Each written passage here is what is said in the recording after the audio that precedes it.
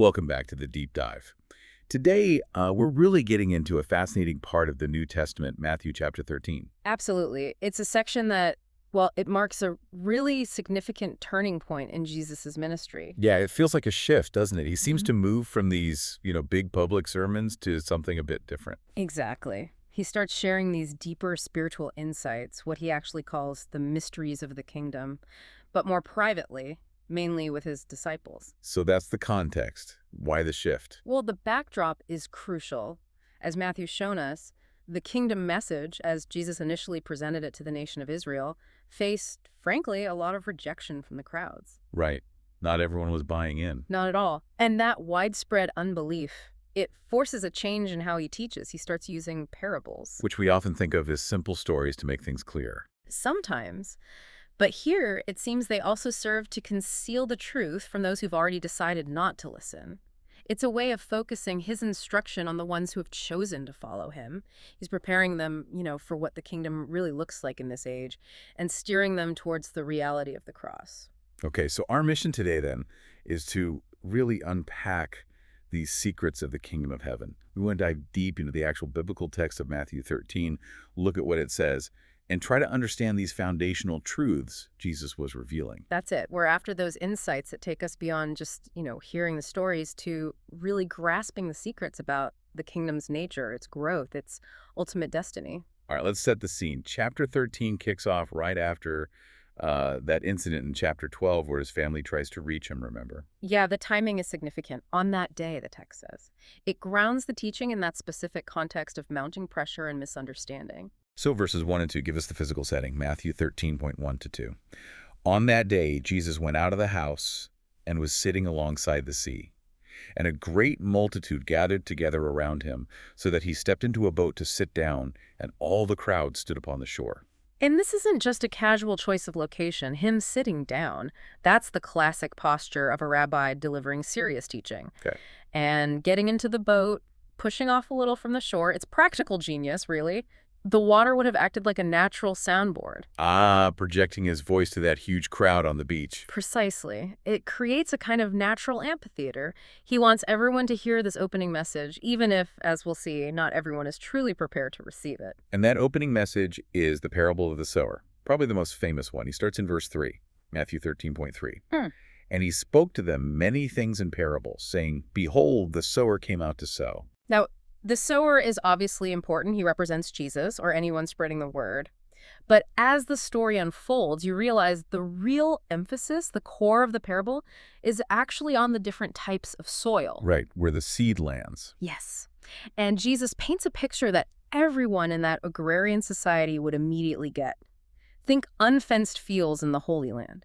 You'd have pathways beaten hard by foot traffic running right through them. Okay. You'd have areas where bedrock is just lurking an inch or two beneath the surface. Yeah, rocky spots. And you definitely have patches where tough, thorny weeds weren't fully cleared by the plow and are ready to spring back up. It's not neat, tidy farming. Got it. So let's break down these 4 types of ground. He starts with the first failure, the seed that doesn't even get started. Verse 4, Matthew 13:4. And while he was sowing, some seeds fell alongside the road, and the birds came and ate them up. That's the hard path. It's soil that's been trampled down, compacted, completely unreceptive. The seed literally just sits on the surface, totally exposed. It can't penetrate at all. So the birds, which we'll later see represent the enemy, just snatch it away instantly. Zero reception. It symbolizes that hard heart, completely closed off to the message. Okay, immediate rejection. Then the second type of ground sounds promising at first, but it ends badly too. The rocky places in verses 5 and 6. Matthew 13:5-6. And others fell upon the rocky places where it did not have much soil, and immediately they sprang up because they had no depth of soil. And when the sun came up, they were scorched, and because they had no root, they withered away. This is such a vivid picture of, well, spiritual shallowness. The problem is the hidden layer of rock just beneath that thin topsoil. Right. That setup actually makes the seeds sprout really quickly. The rock retains heat, warms the soil. Oh, it looks like it's taking off. Exactly, Yeah. deceptively fast growth. But here's the fatal flaw. No depth means no room for roots. So when the sun gets hot, and Jesus later tells us the sun represents trials, persecution of the plant has no water source, no stability. it shrivels and dies just as fast as it sprang up. So it's like an initial burst of enthusiasm maybe, but no real foundation. Precisely. Belief without roots. Temporary excitement. Okay, then soil number 3. Here, the seed actually gets established, it seems, but it runs into trouble from within, verse 7, Matthew 13.7. And others fell among the thorns, and the thorns rose up and choked them. Yeah, these are the weeds that survived the initial plowing. They lie dormant, waiting. When the good seed, the word, starts to grow, these thorns surge up alongside it. And they compete. Fiercely. They steal the light, the water, the nutrients. The word is literally choked, suffocated. It can't mature, can't produce any fruit. The failure here isn't instant rejection like the path or sudden collapse like the rocks. It's being crowded out. Spiritual suffocation by competing interests. No. Okay, 3 types of failure. But then, finally, the good soil. The success story in verse 8, Matthew 13.8. But other seeds fell upon the good soil and were continually bearing fruit, some 100 times, some 60, and some 30. This is the only ground where the seed finds what it needs. It's receptive, deep and clear of those choking influences. And the result, an abundant harvest. And it mentions different amounts, 100, 60, 30-fold. Right. The yield varies, but the key is that it is fruitful, consistently fruitful. And there's a little grammatical detail here in the Greek that's actually quite significant. Oh, yeah. The verb tense used for "we're continually bearing fruit" is the imperfect tense. It doesn't just mean it bore fruit once. It emphasizes a continuous, ongoing action, a sustained process. So not just a one-off event, but a lifestyle of fruitfulness. Exactly. It contrasts sharply with that quick flash-in-the-pan growth on the rocky soil. True reception leads to persistent productivity. So the core message of this first parable is really about the condition of the heart, isn't it? Hearing isn't enough. Not even close. It's all about the receptivity of the soil. And Jesus drives this home with that classic challenge in verse 9. Matthew 13.9. He who has ears, let him hear. Yeah. A clear signal. There's a deeper meaning here, and you need the right kind of ears, a receptive heart, to get it. Okay, so that phrase, he who has ears, let him hear, plus the fact that he was using these, farming metaphors, it obviously left the disciples scratching their heads a bit, which leads right into their question in verse 10, Matthew 13.10. And his disciples came and said to him, why are you speaking to them in parables? Good question. They noticed the shift. Why isn't he just spelling it out anymore? Why they're riddles? And his answer gets right to the heart of it, doesn't it? It introduces this idea of a division between them and the crowd. It really does. Look at verse 11, Matthew 13.11. And he answered and said to them, because it has been given to you to know the mysteries of the kingdom of heaven, but to them it has not been given. Mysteries of the kingdom of heaven. That word mysteries, what exactly does it mean in this context? It's not like a detective novel mystery, right? No, not at all. In the New Testament, mystery, mysterion in Greek, refers to something previously hidden but now revealed by God. It's a sacred secret. These are truths about God's plan, specifically about the kingdom, that you could never figure out just using human reason or intellect. They have to be divinely revealed. So understanding isn't about being smart. It's about being given the insight. Exactly. It's a gift. And Jesus says it's been given to them, the disciples, because they were receptive, but not given to the wider crowd who, by and large, had rejected his message and authority. Which leads into that somewhat challenging principle he lays out in verse 12, Matthew 13.12. For whoever has, more will be given to him, and it will be increased. Whoever does not have, even that which he has will be taken away from him. Yeah, this can sound harsh, but it's about spiritual momentum, you could say, or spiritual stewardship. How so? If you have, meaning if you accept and value and act on the spiritual light you've been given, God entrusts you with more. Your understanding increases. Okay, use it or lose it, kind of. Sort of, but it's more like receive it and get more.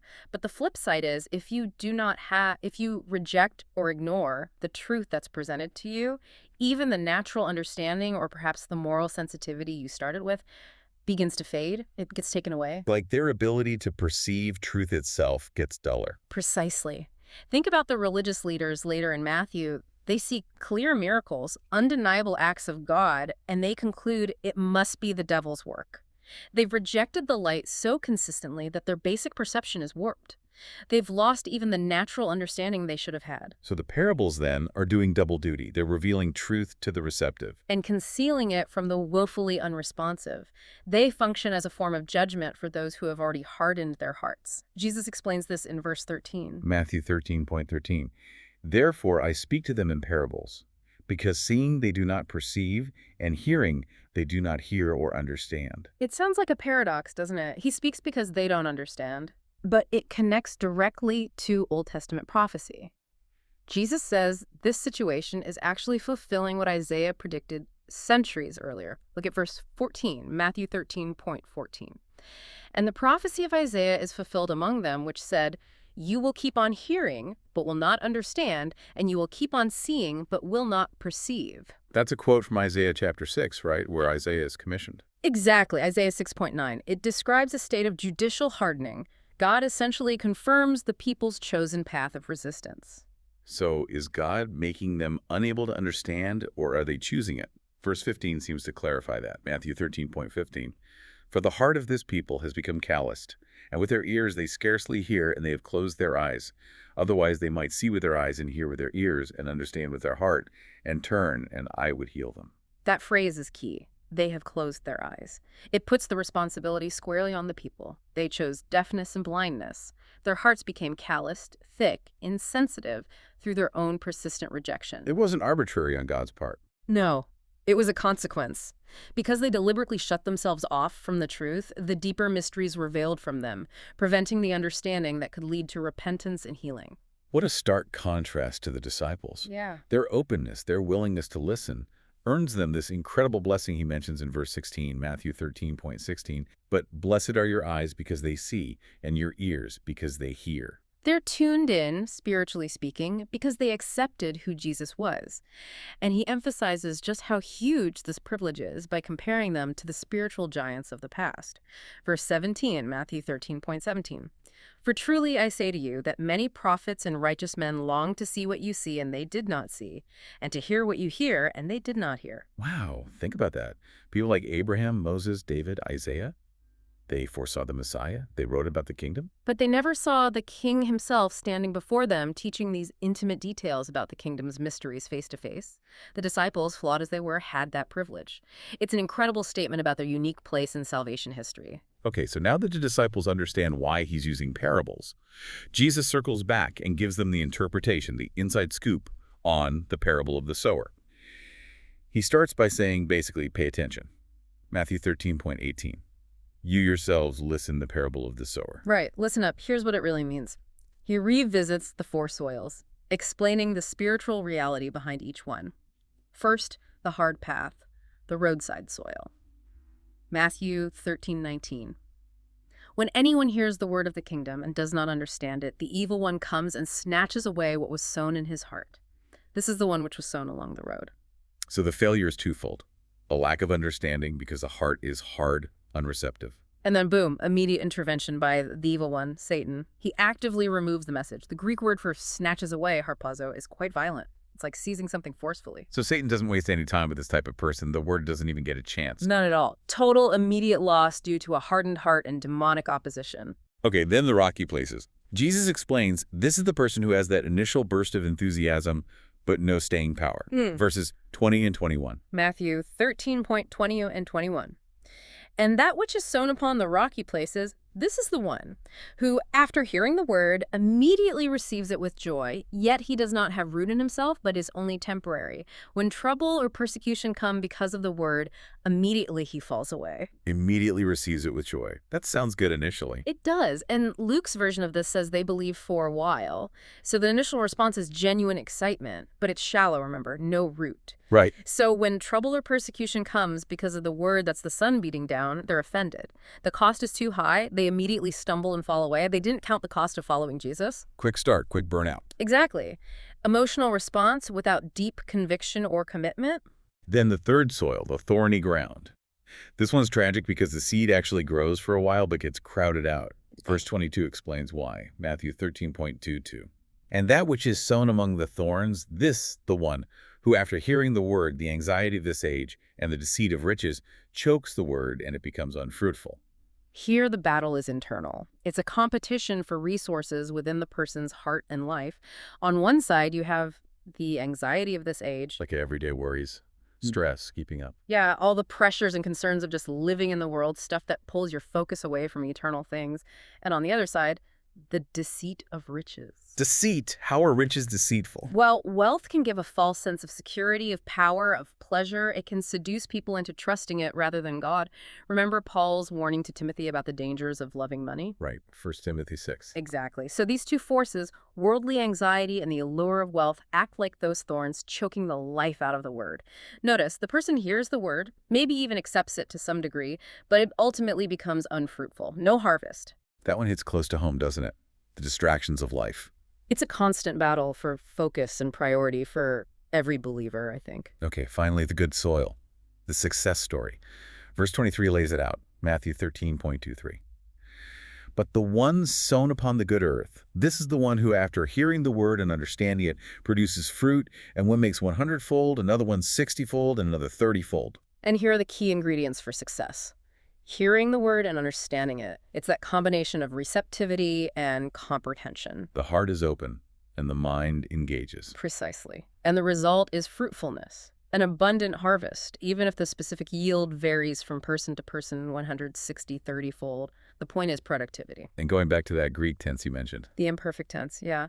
It reinforces that this isn't just about a single moment of conversion, but an ongoing, continuous life of bearing fruit. It's perseverance in action, despite the fact that 3 out of the 4 soils failed. The harvest still happens, and it's abundant. All right, so the parable of the sower really zoomed in on the individual's heart condition, their receptivity. Now, Jesus seems to shift perspective slightly with the next major parable, the wheat and the weeds. This one feels more cosmic, more about the kingdom operating in the world. That's a good way to put it. It addresses the practical reality of what happens when evil is deliberately planted right alongside the good within the sphere of the kingdom's influence. This parable is unique to Matthew, by the way. Ah, okay. He introduces it in verses 24 and 25, Matthew 13.24-25. Another parable he placed before them, saying, "The kingdom of heaven is compared to a man sowing good seed in his field. And while everyone was sleeping, his enemy came and sowed weeds in the midst of the wheat and then went away." So the setup is similar. A sower, good seed, a field.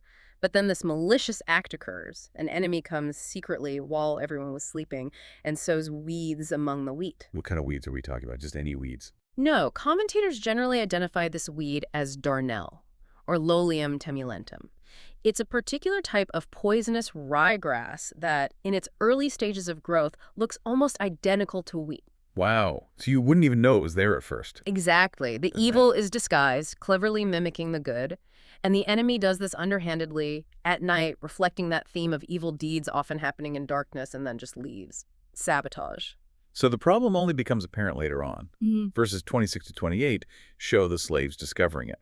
Matthew 13.26-28. And when the wheat sprung up, and it bore grain, then the weeds also appeared. Then the slaves came to the landowner and said to him, "Sir, did you not sow good seed in your field?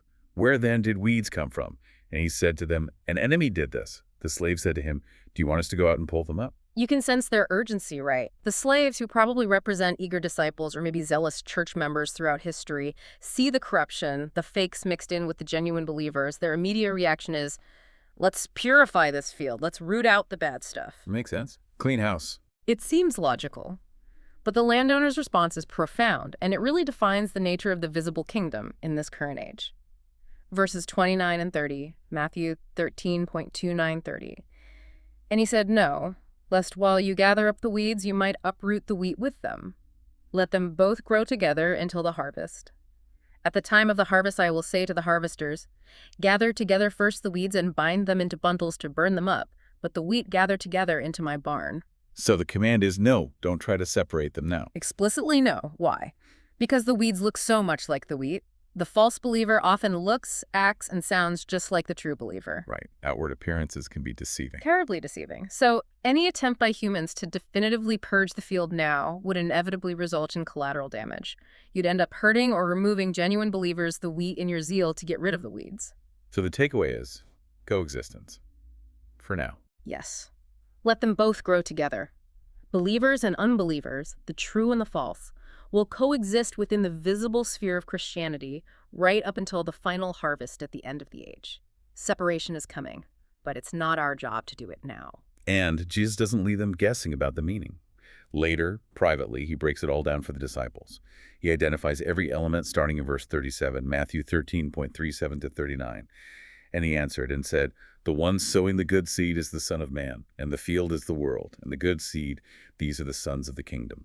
The weeds are the sons of the evil one, and the enemy who sowed them is the devil, and the harvest is at the completion of the age, and the harvesters are the angels. It's incredibly clear, isn't it? The sower is Jesus himself, the Son of Man. The field isn't just Israel or even just the institutional church, it's the entire world. A whole world, okay. The good seed are true believers, sons of the kingdom. The weeds are counterfeit believers, sons of the evil one, planted by the devil himself. The harvest, the time of separation, is specifically the completion of the age. And crucially, the harvesters aren't us, they're angels. Divine agents carry out the separation, not human judgment. Correct. And the fate of the weeds, the sons of the evil one, is spelled out with chilling clarity in verses 40 to 42. Matthew 13:40-42. Therefore, just as the weeds are gathered together and burned with fire, so will it be at the completion of the age. The Son of Man will send out his angels, and they will gather together out of his kingdom everything that causes stumbling and the ones practicing lawlessness. And they will throw them into the fiery furnace. Then there will be the weeping and the grinding of teeth. The angel's task is specific. Gather out of his kingdom everything that causes stumbling, false teachings, hypocritical behavior, anything leading others astray, and also the ones practicing lawlessness. Those who profess faith but live in rebellion. And their end is described as the fiery furnace with weeping and grinding of teeth. That's intense imagery for judgment. It's consistently used by Jesus to describe the conscious torment and utter despair of eternal separation from God. It underscores the deadly seriousness of belonging to the wrong category at the final judgment. But again, there's the contrast. What about the wheat, the righteous? Verse 43 gives their destiny, Matthew 13:43. Then the righteous will shine as the sun in the kingdom of their Father. He who has ears, let him hear. After the separation, the true nature of the righteous will be revealed in glorious splendor. Shine as the sun. It's a direct echo of Daniel chapter 12, verse 3, describing the glory of those who turn many to righteousness. Two starkly different eternal outcomes based on true identity. And again, that familiar call, he who has ears, let him hear. Pay attention to this reality. Okay, so we've had parables about individual reception with the sower and about the mixed nature of the kingdom and the world with the wheat and weeds. Now, Jesus gives a couple of really short, almost enigmatic parables focusing on the kingdom's growth. First, the mustard seed in verses 31 and 32, Matthew 13:31-32. He presented another parable to them, saying, The kingdom of heaven is compared to a mustard seed, which a man took and sowed in his field. That which is the smallest of all the seeds, yet when it grows, it is larger than all the garden plants and becomes a tree, so that the birds of heaven come and dwell underneath its branches. Right, the mustard seed. Culturally, in that time and place, it was proverbially known as the smallest seed people dealt with regularly. Like faith as small as a mustard seed. Exactly. So the starting point is minuscule. But the shock here is the outcome. Jesus says it grows and becomes larger than all the garden plants, even becoming a tree. Wait, a mustard plant becomes a tree. Isn't it usually more like a large bush? It is. That's part of the puzzle. This describes almost unnatural, extraordinary growth, creating this large structure where birds of heaven come and dwell. Okay, so what's the interpretation? Small beginnings, massive growth. Sounds positive, right? That's one interpretation, and it's very common. The tiny beginnings of the kingdom Jesus and a few disciples explode into this massive worldwide movement, providing refuge and shelter, the tree, for people from all nations, the birds. It's a picture of impressive, extensive growth. Well, I sense a but coming. Well, there's another line of interpretation, especially when you consider the context of the wheat and weeds and who the birds represented in the parable of the sower. The birds snatched the seed away. They represented the evil one. Right. So this view suggests the unnatural size of the tree might represent the visible institutional church growing perhaps too large, maybe bloated or corrupted, becoming something other than just a simple herb. And the birds nesting in its branches could symbolize worldly or even evil elements finding shelter and accommodation within the external structure of Christendom. So impressive growth, but possibly compromised. Possibly. It's a debate. Is it purely positive growth? Or is it depicting the external expansion of the kingdom that inevitably includes corruption and undesirable elements finding a home within it? Interesting ambiguity. And that seems to carry right over into the very next, very brief parable. The yeast, or leaven, in verse 33, Matthew 13:33. He spoke another parable to them, The kingdom of heaven is compared to yeast, which a woman took and hid into 3 measures of food until the entire thing was raised. Again, small beginning, pervasive impact. A little bit of yeast works its way through a huge amount of dough. 3 measures was a very large quantity until the whole thing is affected. So pervasive influence. But yeast. Doesn't yeast often have a negative connotation in the Bible? It very often does. Think about the Passover. The Israelites had to remove all leaven from their homes because it symbolized sin and corruption. They ate unleavened bread. And Paul, in 1 Corinthians 5, warns about how a little leaven leavens the whole lump, using it as a metaphor for the corrupting influence of sin within the church community. He explicitly links it to malice and wickedness. Galatians 5 uses it similarly for false teaching spreading. So if yeast usually means something bad, how does that interpretation play out here? The negative interpretation argues this parable is actually a warning. The woman, sometimes seen negatively in prophecy, secretly introduces yeast, false doctrine, sin, worldly corruption into the dough, the visible kingdom or the church. And this influence works silently, pervasively, until the entire thing is permeated and corrupted from within. Wow, that's a much darker take. It is. It aligns with the idea that the visible expression of the kingdom in this age will be subject to internal corruption. But surely there's a positive interpretation too. Oh, absolutely. The positive view argues that Jesus is simply using a common household process to illustrate the power and pervasiveness of the kingdom's influence, regardless of the usual symbolism of yeast itself. So focus on the effect, not the symbol's baggage. Exactly. In this view, the yeast represents the gospel, the transforming power of the kingdom.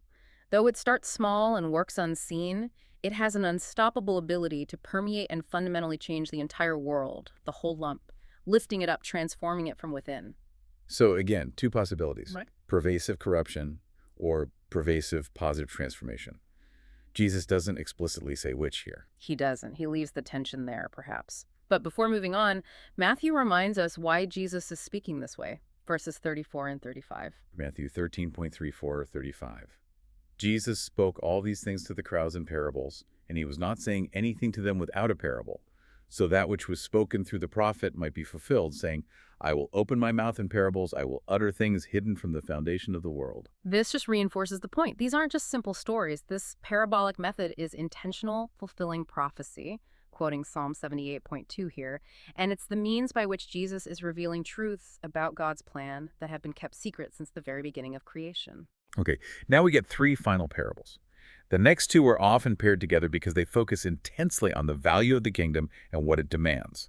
First, the hidden treasure in verse 44, Matthew 13.44. The kingdom of heaven is compared to a treasure hidden in the field, which a man, upon finding, hid it, and from the joy of it he went out and sold all things that he had and bought that field. What strikes you first here is how the man finds it. He just stumbles across it. He wasn't necessarily looking for treasure. He found it while presumably working or walking in someone else's field. So it's like an unexpected discovery. Grace, that's often how it's seen, yeah. Representing someone finding the incredible value of the kingdom almost by accident. But notice the reaction. Pure joy followed by immediate decisive action. He hides it again, which might seem ethically dubious to us, but was perhaps acceptable then to secure rights, and then goes and sells everything he owns to buy that field. All things. Total commitment. Total. The kingdom, once its true value is recognized, is worth sacrificing absolutely everything else for. Possessions, attachments, ambitions, they all get sold off. And the next parable, the pearl of great price, seems similar but with a slightly different angle. Verses 45 and 46, Matthew 13.45-46. Again, the kingdom of heaven is compared to a merchant man seeking good pearls. And when he found one especially valuable pearl, he went away and sold everything that he had and bought it. Here, the person is actively searching. He's a merchant, an expert in value, looking for good pearls, maybe representing the best wisdom, philosophies, or religious experiences the world has to offer. He's a seeker. A diligent seeker. But then he finds one pearl of such surpassing value that it eclipses all the others. This is the kingdom, or Christ himself, and his response. Identical to the man who found the treasure. Sells everything he has and buys it. Exactly. So whether you stumble upon the kingdom by grace, treasure, or find it after a long search, a pearl, the required response is the same. Recognize its supreme value and forsake everything else to possess it. The cost of discipleship is absolute. Powerful imagery of value and sacrifice. Now, the final parable in this chapter, the dragnet, seems to loop back to the theme of the wheat and weeds, that final separation. Verses 47 and 48 set it up, Matthew 13.47-48. Again, the kingdom of heaven is compared to a drag net which was let down into the sea, and it caught all kinds of fish. When it was full, they drew it onto the shore, and they sat down and gathered the good fish into the containers, and the bad ones they threw away. Yeah, a dragnet was a massive net, sometimes stretched between boats that would just sweep through a section of the sea, collecting everything in its path. Indiscriminate. Completely indiscriminate. The sea represents the world, or perhaps the reach of the gospel's call, and the net gathers all kinds good fish, representing true believers, and bad or unsuitable fish, representing false professors, unbelievers caught within the visible church.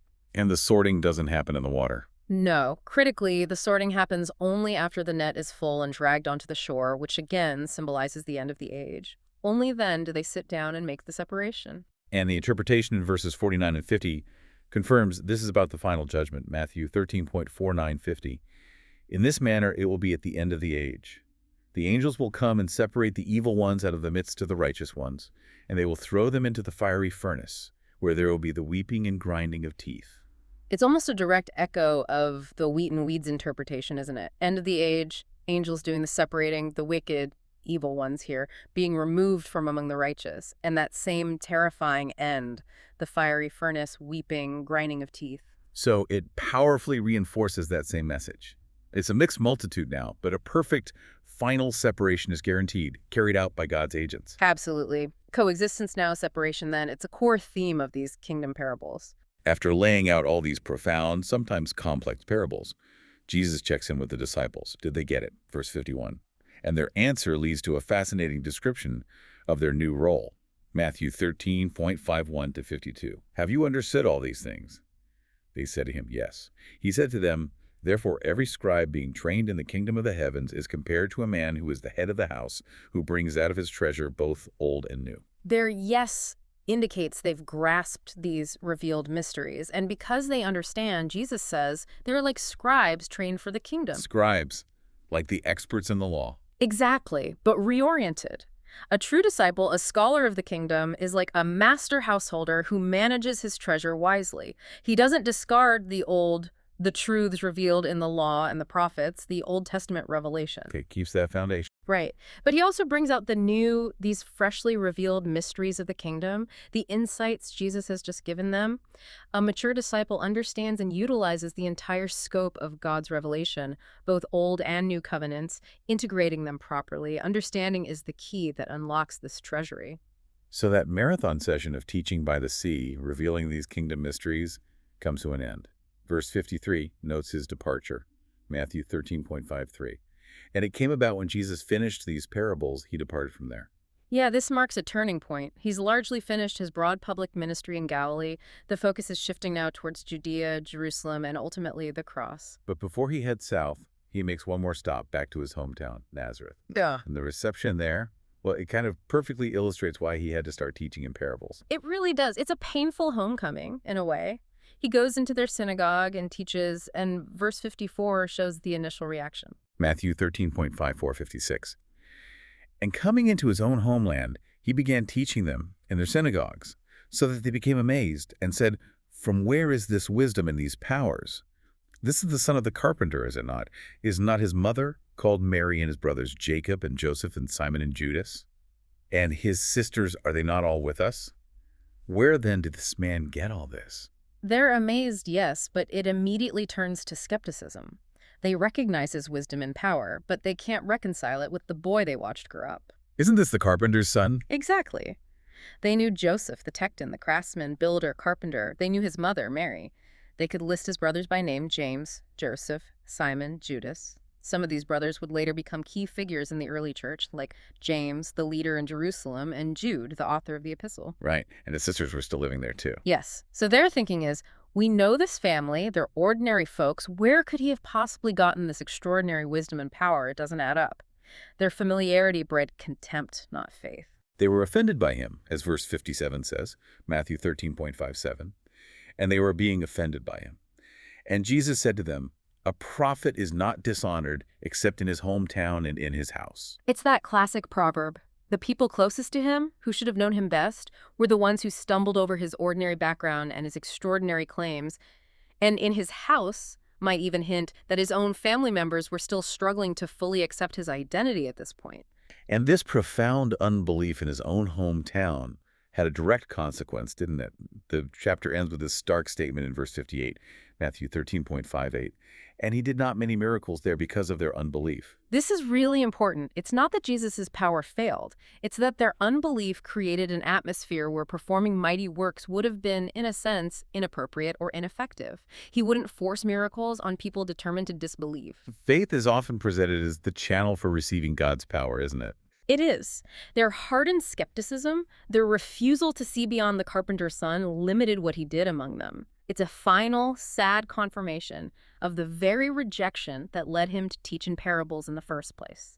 And it solidifies his turn away from Galilee towards Jerusalem and the ultimate purpose of his coming to die for the sins of the world. #outro. Wow. Matthew 13 really is a journey, isn't it? From the seaside teaching to the rejection in Nazareth. It's just packed with these foundational lessons about spiritual receptivity. It really drills down on the difference between just casually hearing the word of the kingdom and truly having the kind of heart that understands it and crucially bears fruit consistently over time. We've seen those core mysteries laid out.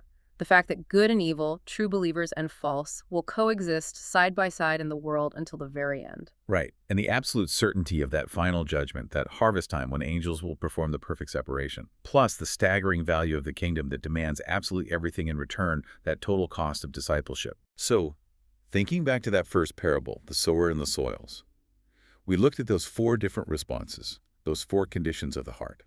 And that good soil, remember, was defined by continually bearing fruit. It wasn't a one-time thing. That ongoing condition is key. So maybe the final thought for you, listener, right now, isn't just, have I heard the word? Most people probably have, in some form. The real question, the one to maybe reflect on from this chapter is, which of those 4 types of ground best describes the ongoing practical condition of my heart right now? Is it hard and unreceptive? Is it shallow, quick to get excited, but quick to fade under pressure? Is it choked out by the worries and distractions of this life? Or is it that good soil, deep, receptive, and actively, continuously bearing fruit for the kingdom? Definitely something worth mulling over. Thank you for digging into this with us today. Always a pleasure. It's incredibly rich material. Join us next time for another deep dive.